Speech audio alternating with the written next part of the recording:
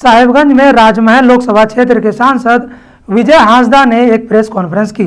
जिसमें उन्होंने आदिवासी नेता सूर्या हांसदा एनकाउंटर मामले में भाजपा पर जमकर हमला बोला। सांसद ने कहा कि भाजपा इस मामले को गरमाकर सरकार और पुलिस प्रशासन को बदनाम करने की कोशिश कर रही है। विजय हांसदा ने बताया कि सूर्या हांसदा के खिलाफ विभिन्न थानों में कई संगीन मामले दर्ज थे और इलाके में उसका काफी दहशत भी था। उन्होंने कहा कि इस मामले की जांच के लिए कई एजेंसियां काम कर रही है और फिलहाल अनुसूचित जनजाति आयोग भी इसकी जांच कर रही है। सांसद ने आरोप लगाया कि केंद्र सरकार वोट की चोरी जैसे मुद्दों से ध्यान भटकाने के लिए इस तरह के कानून बना रही है।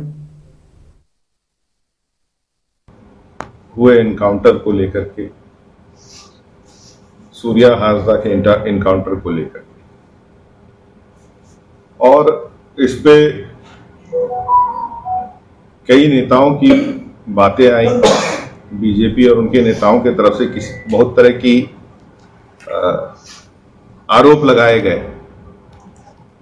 लेकिन मुझे जहां तक समझ में आता है कि अगर कोई भी इस तरह की घटना घटती है और सवाल उठाए जाते हैं तो जांच करने के लिए सरकारी एजेंसियां भी, जैसे कि इस इंसिडेंट के बाद एसटी कमीशन की तरफ से एक जो है चिट्ठी निर्गत हुई, और जांच का जो दारोमदार रहता है वो प्रशासन की तरफ से अगर कहें तो सीआईडी विभाग की रहती है, और भी एजेंसी द्वारा जो है सरकार करा सकती है।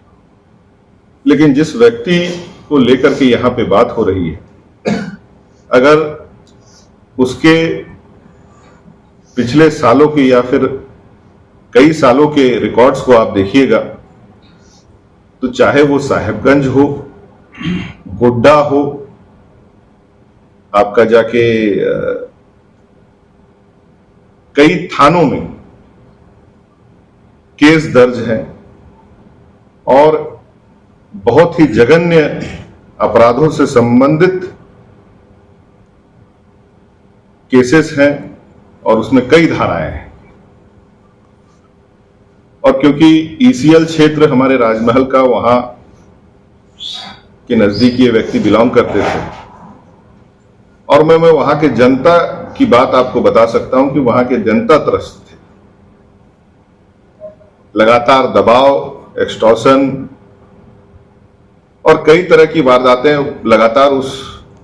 क्षेत्र में हुए, जिनसे कि ये संबंधित रहे, और वो केस हिस्ट्री रिकॉर्ड भी थानों का निकाल करके जिला के इससे जो है आप लोग देख सकते हैं। और ऐसे व्यक्ति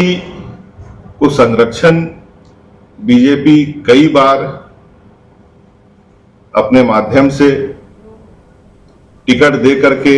उपयुक्त प्लेटफॉर्म देना,